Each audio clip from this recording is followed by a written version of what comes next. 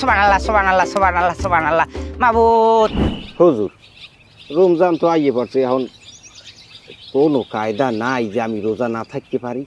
তুমি একজন সুস্থ মানুষ, আর সুস্থ মানুষ রোজা না থাকতে পারে? কও। না হুজুর, আমি তো নিজের অসুস্থ দাবি করি। এই দেখেন না কাটি দিয়ে কাল বাইরেই গেছে। আরে নিজে তো অসুস্থ মনে করলে হবে না, অসুস্থতার কিছু লক্ষণ আছে। আপনার মধ্যে তো কোনো অসুস্থতার কোনো লক্ষণ দেখতে পাইতেছি না। তাই হুজুর কি কি লক্ষণ সৃষ্টি করতারলে আমি অসুস্থ দাবি করতার মতো রোজাটা না থাকতে পারি?